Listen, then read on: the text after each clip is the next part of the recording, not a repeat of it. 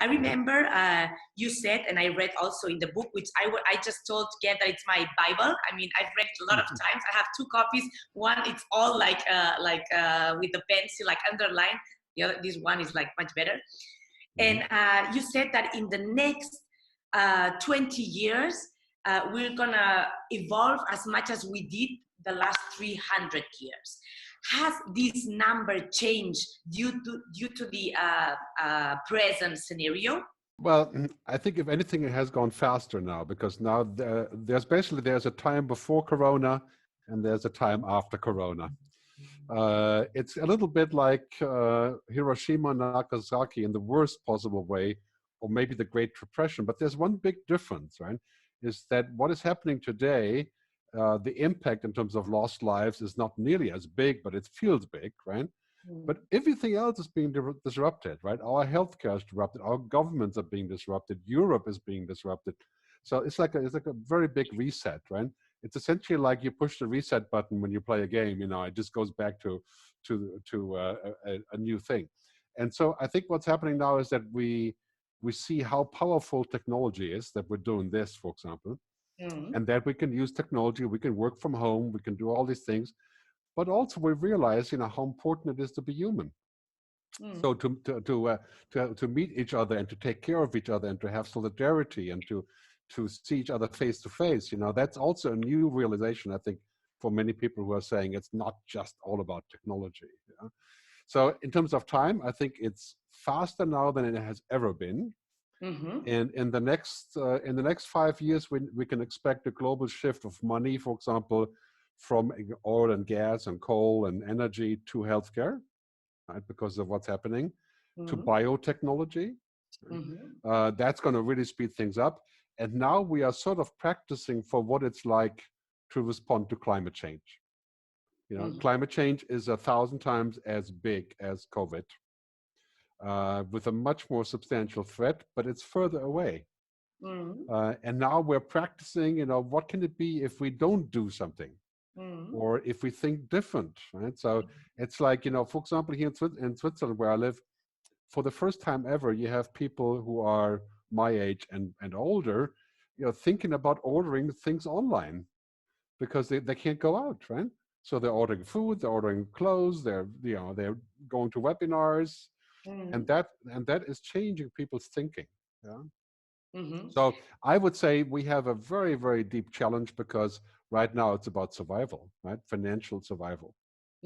And that's true for me because I don't travel anymore. I can't give any speeches, but it's true for everybody. And then we have an opportunity to say that this is a reset. We can make something new that, you know, because the normal wasn't good enough. So now we're going back somewhere else. Yeah.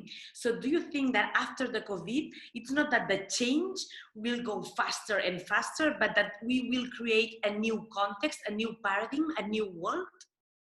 I think we have learned a few things in this, or we are learning them. First, we're learning solidarity, right? There's just no way that Germany and Holland and all the other northern countries cannot feel solidarity with Spain and Portugal and Italy, because that would just make the whole European Union explode. It doesn't matter what the cost is, right? It doesn't matter what the deal is. So now we're saying it's about solidarity. Second, we're saying, you know, maybe we didn't need to fly as much as we did. You know, maybe we can meet like this, right? Or maybe it's more important to be self-sufficient, you know, local, like food, right? And all of a sudden we're thinking like, maybe globalization is not such a good thing, you know, everywhere. We also have to have localization. So we're starting to think, and some behavior will never change back. Like now we're finding out we can do things like this. That's not enough, but it's definitely much better than not doing anything. Right. And so we're finding out it's possible, and we're finding out what is possible. And also we're finding out what has become impossible, right? Like cruise ships, right? That's one of the industry that's not coming back.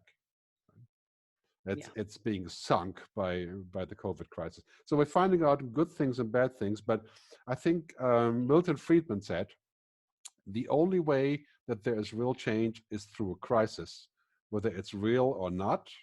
And what happens after the crisis is subject to what ideas are lying around. Right? And now we have ideas lying around like the basic income, like using artificial intelligence for healthcare, genetic engineering, global collaboration. So yeah, it's tough, very tough, but I have some positive angles as well. Mhm. So I guess you're saying you don't change, people don't change, the planet doesn't change if we're not forced to, no? If there's not a crisis that somehow forces us to change. Yeah, I think the way that people really change is through pain and through love, you know? There's two Mhm. things. And Mhm. otherwise we don't move. You know, we're like, okay, everything's fine, we don't have to change, yeah? And now we have both pain, lots of pain, but we also have some love, you know, falling in love with new ideas. And we're saying, okay, yeah, that's pretty cool, could work, I could work from home, right? Mhm. So pain and love, that's how we change. And I think we need to learn from this. Mhm. And that is most important. Um, I've been doing a lot of interviews those days, and I just make un paréntesis, por favor, os tenéis que poner en la posición del hablante y poner el micro en mute. That's better. Yes, go on mute. I'm switching to the library view so you can see how Oh, many nice books I have here. so nice. So nice. Um, um, I've been, yeah, what I was saying, I've been interviewing lots of people those days, and I see somehow two messages. One, that they say that things are going to really change radically, and some other people think that after the crisis, we're going to go back to where we were. Um, well, uh, it's a little bit hard to say right now because it's very complex, you know. But basically, I think this crisis is not like Hiroshima or Nagasaki, you know, to where we said, "Oh, those guys, you know, they threw a bomb." But you know, after Hiroshima and Nagasaki, we did have a lot of change in the global collaboration.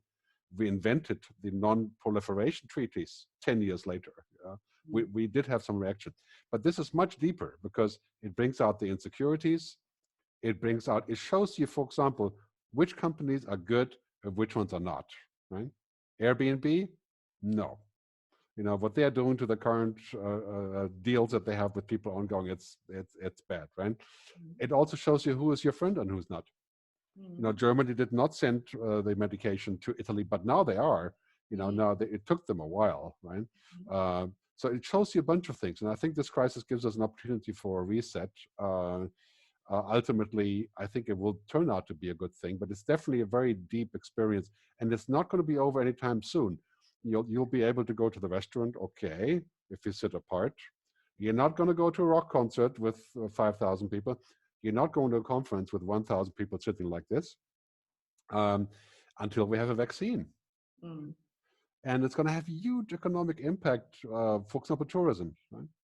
Tourism will go local because local people can travel. Right? Prices will go down a little bit. Yeah, so I think that's in many cases, that's not all a bad thing, but it's definitely deeper than, say, 2007 financial crisis or so. We're not just going to go back to normal because now we're realizing also how much we have accepted the role of the government. Right? I mean, the government is running everything now, right?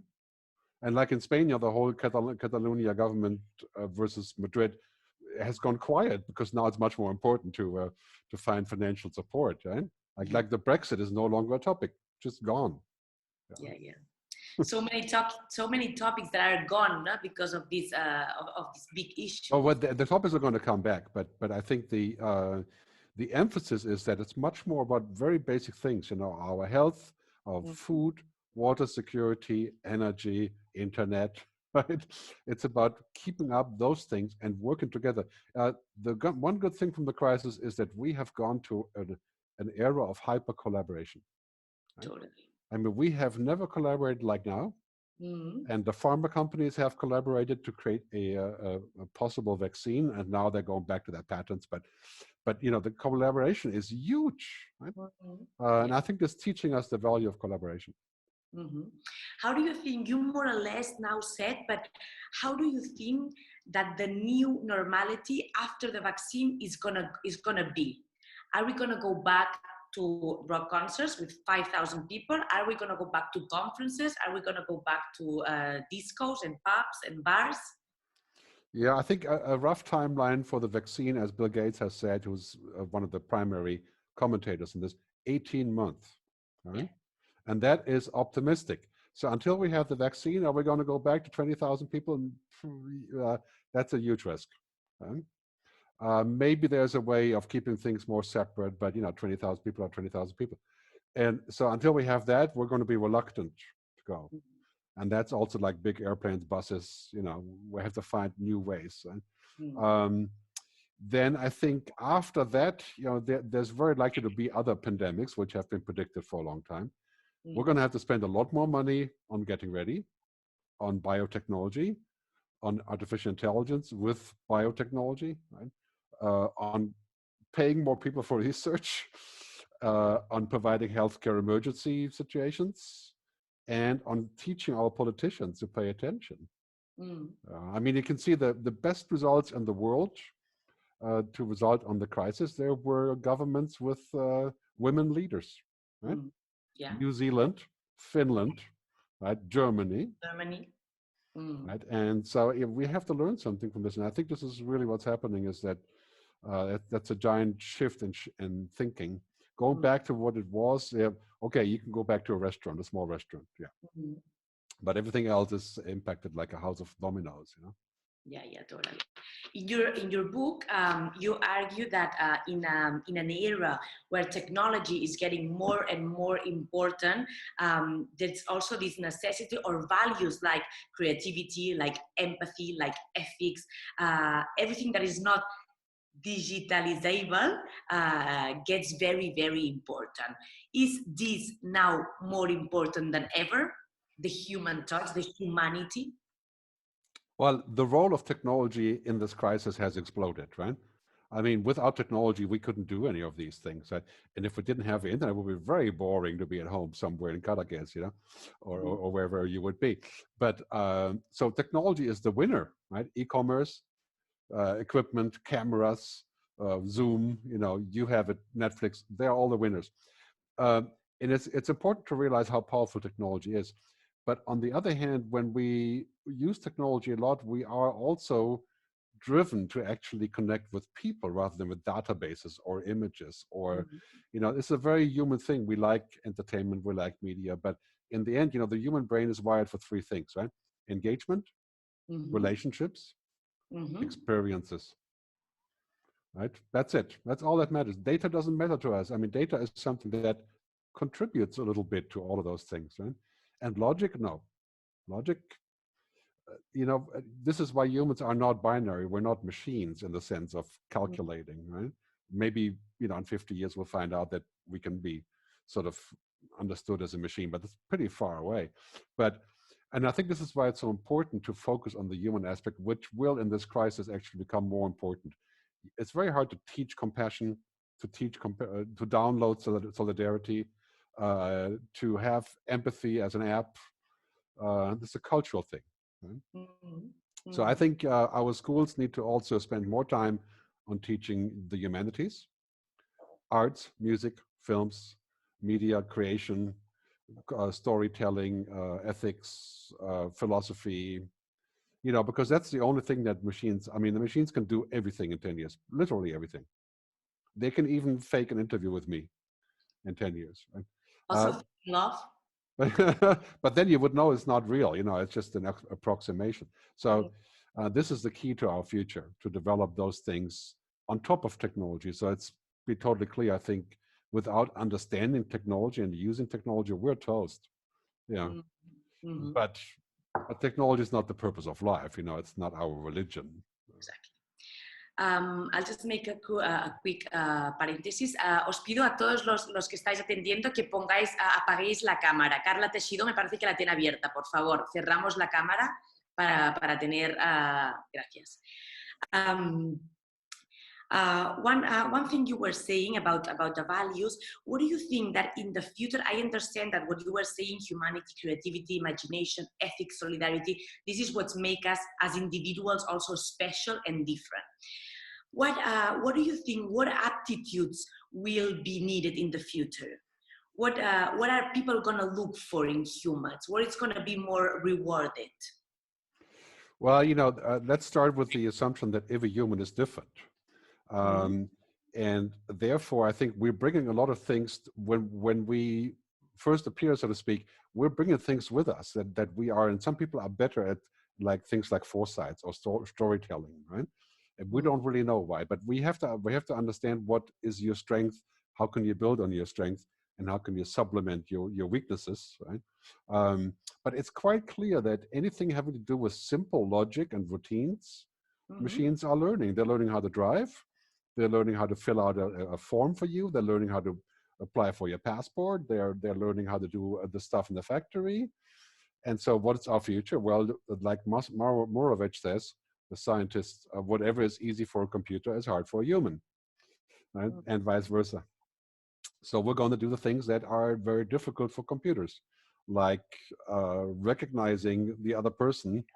We do in 400 milliseconds. A computer doesn't do that because it just doesn't work that way. So I think this is something we have to think about when we talk about education and jobs. So future jobs will go away from the jobs that can be routine, like factories, driving, financial advice, and back to the jobs that cannot be routine.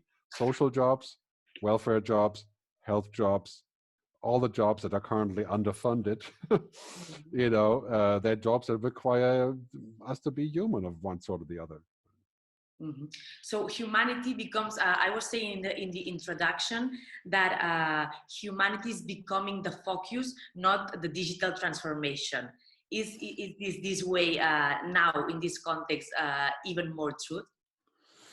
Yeah, the digital transformation, I mean, this is a word that people have invented so they can sell their consulting services. But, this is a tool. Like, I'm not saying that we went through a world of the hammer, after we invented the hammer or the fire, or, yeah, Mm-hmm. it changed a lot of things. But Mm-hmm. in the end, we use the fire to do something. And we can kill somebody with a hammer, or we can build a house. And this is always true for every technology. Every technology can be used in bad ways. Mm-hmm. And so the key is not to say bad technology. We invented it anyway, so can't say that. But to say, okay, here's the framework for how we use it. And we're getting to that point. Like right now, we have technology to solve climate change. Mm-hmm. Are we going to make the decision to do so? Right? Mm-hmm. Are we going to put the money in the right places? Mm-hmm. We have the technology to deal with pandemics, and we're kind of, in many ways, are extremely lucky compared to other pandemics with 100 million people dead, uh, that we're getting away as we are, even though that is a terrible thing. But it's, comparison speaking, we have technology. We just have to decide to deploy it Mm-hmm. and to put it in the right place. Do you think that the actual government is going to be able to handle all of this, or that we will need a parallel group of people, as you were thinking of a few months ago, to help us organize this new world? Yeah, this is a difficult thing because I think basically government as it is now is overwhelmed with understanding the future. Mm. And that is because you have many other things to do that are about right now, Mm-hmm. and so I think, and this is why younger people, particularly women, are moving into government positions around the world, because the flexibility of mind, the future mind, is there. Totally. And I think this is possible. It doesn't matter how old you are. If you look at Alvin Toffler or James Lovelock and so on and so on, it's there. Like Bill Gates still has that, right? But I think generally speaking, this is a mindset that we have to change. Mm. And government needs advice. And this is why I say, we need to have an expert group, sort of like ancient Greece, where you get together in the town square and Aristotle is debating with Socrates, and you're getting to the really important points. Yeah. Yes. I think every city, every state, and all of Europe and the world needs that. You Mm-hmm. know, what the wise people who have no agenda. I mean, maybe Bill Gates has an agenda. I don't know what it would be, but he's Bill Gates after all. But have a group of wise people who are feeding into government that you can call. I mean, imagine if you're the Spanish government and you have to decide on what the rules are for genetic engineering of the human body. Mm-hmm. Yeah, you have lots of experts for that already, but this transcends only that expertship. Is a much bigger story about what we want. Right? So ultimately, I think we have to get on the same page, which requires Yeah, I always say we need a driver's license for the future for every government employee and every government executive and every mayor and every president should have a driver's license for the future, should prove that they understand the future. Totally. What about in this future that I have the feeling that it's already present? I think people, government, brands, companies, um, they all need to handle a lot of responsibility. So, what do you think is the role of companies in this new world? Do they have to think about society? It's not only about making money; it's about the impact that they have on society. Well, I think the Corona crisis has shown one thing, which is that there's more important things than money, right? It has shown us that there's other considerations. Like in some cases, companies have given away things, yeah, or they've unlocked their patents, or they're doing things voluntarily, and other ones are not. And this is kind of like the rule of capitalism has been suspended, you know, a little bit here and there. At least we can say, oh yeah, this is, yeah, if Germany ends up paying for Italy and then you know and trillions of euros go down there, that's not capitalism. We're never going to get that money back. Yeah? This is a much wider thinking. Right? Yes. So I call that people, planet, purpose, and prosperity, the quadruple bottom line. And now we're realizing, you know, if we want to go together in the future, it has to be about a bit more than success and growth and jobs and money. Because, you know, there's many objectives that aren't covered in the GDP, you know, in the gross domestic product or national product, more like G&H, as Bhutan has been suggesting, the gross national happiness, you know, what makes people happy. And I think that discussion is going on right now. It's like, what do we want? Where do we want to go? What about your case, Gerd? What have you discovered about yourself during those days? Because I think that if we make this internal somehow reflection, we can understand how collectively we're going to.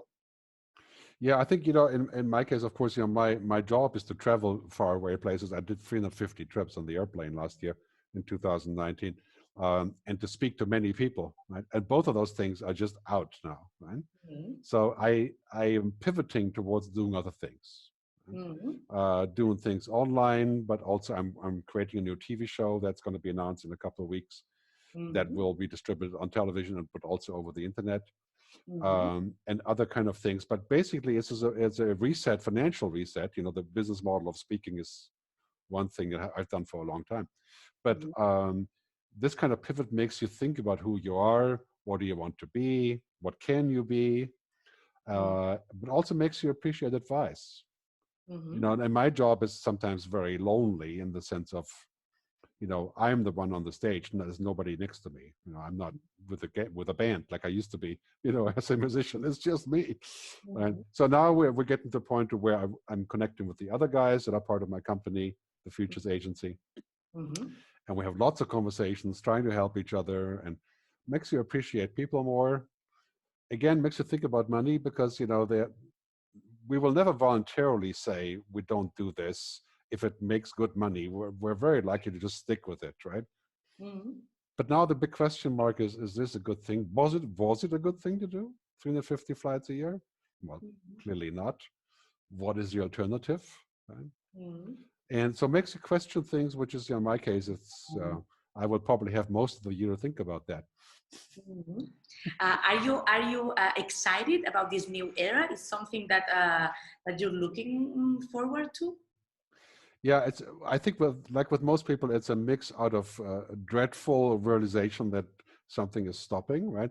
And then there's excitement because you have the time, you can talk to people, you can investigate. You know, you don't really know what it is, so it's a little bit unconcerning. You know, it's a little bit like, yeah, it tends to worry people. And then you have to get some help from people to help you through that process of inventing. But I feel at this point, I feel very hopeful about a different kind of future. Sort of catalyzed by this. You know? I mean, it's always, as I think most people are experiencing a bit of a shock right now and saying, oh, you know, it's all like, you know, nothing is working anymore. And, you know, this is terrible, right? I mean, especially in Spain, right? I mean, you know, and all the lockdown, and it's terrible, right? But out of that terrible experience, we have maybe found out that we have really nice neighbors. Or we found out that, yes, I can do this online. I can do yoga online, right? I can teach my yoga class online. Not that I teach yoga, but just as an idea. So do you think in your case, because we can also talk about music and some other different areas, but in your case, the talking, no, the speaking, the whole conferences you do you think that the digital will be able to somehow, how can I say this in English, to Substitute. yeah, to substitute, to get the same experience as the real one does? Yes, I got to get my fireplace going for that Very answer. nice. Very So yes, well, of course not. I mean, what happens between humans is not data transfer. When I stand on the stage and I look down at the audience, and here's a guy falling asleep because he's jet lagged, and here's a person that looks really worried, and here's a person walking on the mobile. I can immediately deduct information from looking at 1,000 people, and that's my channels are like this then, right? Like most people's would be on stage. And you can change things, yeah. Or when you meet somebody at a conference, you realize what do they look like, what do they smell like, in like less than 1 second, you made your opinion. Online, this doesn't work. Yeah? Like you could watch 100 hours about video, what it's like on video, what it's like to be in India, and then you sort of fantasize about that. But when you jump into the night market in Mumbai, it's only 10 seconds. You've learned everything there is. And I think we have to accept that some things that are happening online, they're happening on a different level, and they're not a bad thing. It's like online dating, or Tinder for that matter. It's a certain kind of dating. You may like it, you may not like it, but it's not the same as doing it in other ways. It doesn't mean it's bad, it's just different, right? And so what I think is that we are going to keep on doing online seminars and webinars, and that will be a great way for us to do the first thing. Okay. And then I think that the more we digitize, the more we want to actually be in person. And it's very good news for tourism, for restaurants, for experience. It's very bad news for companies who can be entirely digitized, like, for example, going to the gym for training.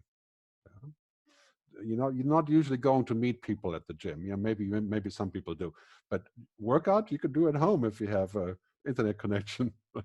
So it's good news and bad news, but brings us back to the human values. I think ultimately this is all about, we shouldn't take away what makes us human. We should take away the monkey work, the stuff that is just kind of like must be done, but then we have to be very careful about who decides on those issues. So you think that the physical events, be it a concert, be it a conference, be it a theater, they're going to keep on taking place, but they're going to be more rare. They're going to be more special and not that often. They're not going to be given that often. Depends on the time frame and on the context. Yeah, I mean, nobody's going to travel to Bangkok right now to be part of an event with 10,000 people. And that's not going to change in December. It's not going to change in March unless we have a vaccine. And even if we have a vaccine, the Thai government is going to say, where do you come from? No, you can't come. Right? So we're talking about 2 years here, right? Yeah. And so will people in Bangkok still have a convention? Yes, but it'll be Thai people, or it'll be more local people. And for big events like the GSMA, the Mobile World Congress, or the Web Summit, that will be probably much more local. It will probably be cheaper because of that. It'll be at least half virtual. And I have great hope in hybrid events, local people there and other people coming through the cloud and generating new economic value. I mean, you can do stuff in virtual reality, like creating a sponsored room. You can't do that in real life. So we're going to see new values there. But one thing is clear, everybody's going to have to get a lot more sophisticated on how to use these things. But that's goes without saying. Everybody's doing that anyway now. Yeah, I was gonna say that the whole digital experience, this that we're doing itself, is gonna get much sophisticated, to try to get an even better experience. Well, this has been around for a long time. Remember Skype and all that stuff, right? It's not new, but there hasn't been really much momentum on developing really cool online spaces because there was no business model. And all of a sudden you're like, okay, Zoom is, the company Zoom is zooming on the stock market, right? And everybody's going crazy about virtual reality and augmented mixed reality, HoloLens. And now we have a business case. Yeah. You're going to see trillions of dollars going into that virtual stuff. Yeah. And Yeah. then you're going to see money coming back to the real life business as well. As soon as we have the hurdles cleared, like travel, that's going to be painful for a lot of places. It's saying like, I make 100 million with this event, and now I'm virtual. I make 10 million. Yeah, that's a challenge, but I think it's temporary until we have figured out what to do. Mm-hmm. Do you think that the people that now have been seeing Coldplay playing free in Instagram or whatever, are they going to be ready now until we don't have the vaccine, or even until things don't slowly go back to this new normality? Are they going to be ready to pay for it digitally? I think what people are doing for free now, I've done in the last couple of weeks, like one seminar a week online, what we call digital conferences, and they were free. I've done a few other ones, and those are gifts, right? So Yeah. if you're smart, you do like the Rolling Stones. You publish this amazing song, which is really cool, by the way. It's called Ghost Town, right? And it's free. People love the Rolling Stones because of that, not because of everything. But those are gifts. And if you're smart right now, you give gifts, right? And then the gift turns into people liking you, which turns eventually into a model that you can monetize, right? And some things will never monetize. Clearly people aren't going to pay $2,000 to watch me speak online. They may pay for that when they go to TED or so, I don't know. But some things will be more difficult. But I think people will pay, and I've seen right around my neighborhood here, people are paying for yoga classes online. The same than they pay for the place. And that's not cheap here in Switzerland. Right? So if you have a community, if people love what you do, they want to support you, I think they will probably not all just pay, but there's a chance we can make a new business there. Yeah. I was talking the other day to Janice Rock, another person we interviewed, and he told me it was now time to be there and not try to sell anything. Just be there, no? As a company, as a person, and just be there. Take care. Well, yeah, I think there's really two things that we need to do right now. One is survive, right? That's the and we have to do whatever that takes. Putting all the resources together. The second one is to reinvent. That's why I call this era the Great Transformation.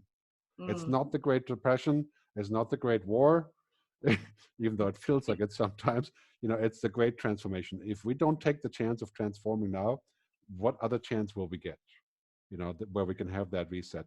And so I think it's painful to transform, but we have a reason now, to discover new things and do new things. And this is why I think, everybody that's doing the free things is hoping that we'll discover. Google was free in the beginning, and then they discovered the AdWords by accident, right? And the AdWords make all the money now. So you can discover new things as you're doing things. As I said, the rising tide floats all boats. What? Excuse me? The rising tide floats all boats. So if we make the tide rise, and we can do stuff together, then the boats will float, and we'll probably find a way to ship. Exactly.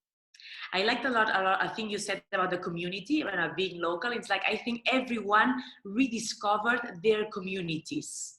No, it's like I had, for example, I knew none of my neighbors, none, and we're like 8 families here. I knew nobody from my street, and now I have the feeling I don't know all of them, but probably 80%, 70% I do know. Right. No, I think that's a huge change, and also, but I mean, let's be realistic now. In many ways, I think if the crisis sort of goes away in the next 2 years, many of us will have suffered enough so that we have to collaborate with others, right? And that we have to understand how the government can support us. And I think, for example, the basic income that's been discussed, the UBI, Universal Basic Income, that's what we have now, right? I mean, it's like we would never thought it would come that quick, I mean, everybody's getting money for not working, right? We're getting paid not to work. and so is that the future? And where would that money come from? And then we see on the political side, we see the extreme effect of polarization like we have in America or in Brazil. The worst possible responses to this entire thing. Those are the 2 countries where clearly we're seeing like, okay, yeah, that's not the kind of society we want. Right? And we're seeing, I think this is part of the reason I wrote my 12 bullets about the future of after COVID. where I said, I think that the extreme populists and the sort of strong men of politics, they will not survive this crisis because they don't know what to do. Yes. Gerd, do you think we could review these 12 points fast? Yeah. Fast? No, not fast. No, but I mean, just like go one after the other one. Yeah. Yeah. Do you have them, or do you have them there? Ahead. Yeah. Okay. Yeah, I just pull it. If you just put up 12 bullets, you'll find them online. But just in a sort of fast forward way. Okay. First, United States of Europe, right? Either we are going to come together and make sure everybody in Europe survives the crisis equally, no matter what the condition is, or Europe will break. Right? I think Europe is going to come around to that agenda soon. That's my hope. Right now, it doesn't look like it. You know, Eurobonds, and so I mean, this is basically about Europe coming together or not. Okay. And so my money would be on Europe coming together, what I call the United States of Europe. Second is, we're going to see a huge amount of money invested in healthcare and biotechnology, and for further pandemics, and we're going to see a lot of hyper collaboration. So there's many new jobs there. Right. Third is the sustainability and energy and climate change debate. This is like a huge rehearsal for climate change, right? If we're going to be real about this, we're going to have carbon taxes for airplanes. We're going to stop having cruise ships. We're going to pay a carbon tax fee for meat, right? I mean, if we're serious about this, and we have to be serious, we have to deeply intervene, right? And there's no way they're going to solve the climate change problem without intervening. And the government has now practiced how they can intervene, right? Emergency, basically. Right? So I think this is coming.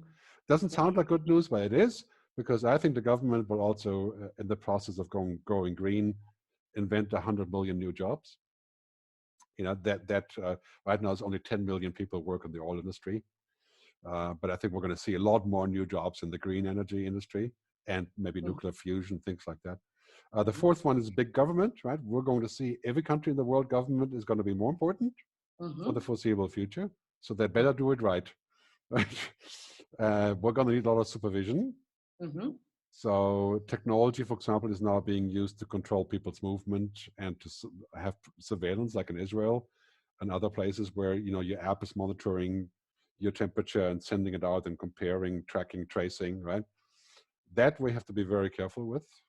So the government needs to, the emergency law should not be the normal law. Right? Right? I mean, look what happened in America on September 11th. America adopted very quickly the Patriot Act, the FISA courts, and the emergency regulation, and we still have that. Right? This has become normal. That's not good, right? So we need to fix that, right? I think the fifth or sixth point now is we have discovered how important other humans are to us. Right? So we are. Oh, you still there? Yeah. Okay. Is the internet freezing you out? Did I say the wrong thing? We're having a couple of problems with your connection. No, okay. We're having a problem with the connection. Okay, I'm still here, but yeah. Okay. Are you receiving me? Yeah, or now? Yes. Now again, okay. We're back to you. Yes, we're back to you. Okay, so I think part of what's happening now, we're finding out how important it is to have really human connections. So we are going to use. Yeah, you there?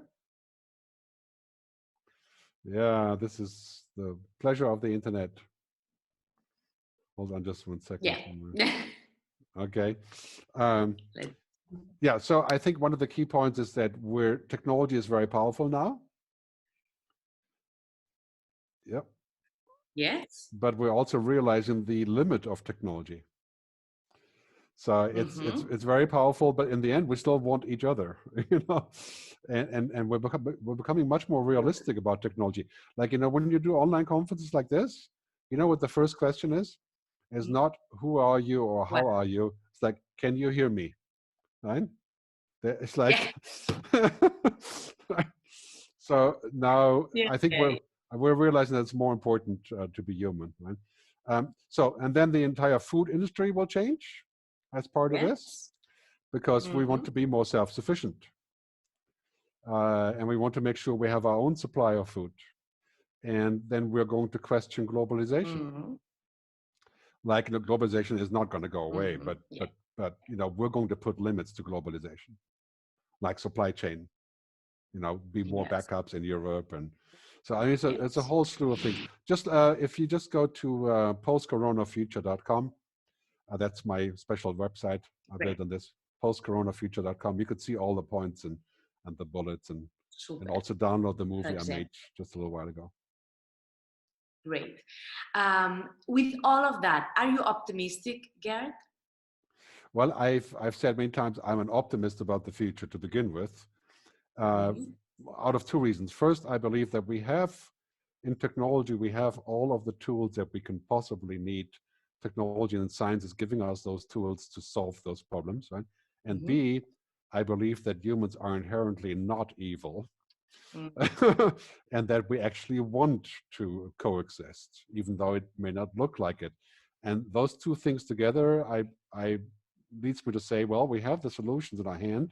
Now it just takes the will. And I think we should not confuse that the solutions are not the same as the will. Technology is not what we seek, but how we seek. Exactly. And I think that's why I'm positive. I always say the future is better than we think. And that's probably never more true than now, because now the future looks pretty bad. Yes. And we're all like, oh my God, is this going to go on for how much longer? I know. What about you, Gerd? What do you imagine yourself in 2022 after the COVID crisis and the new scenario, the new world, the new context?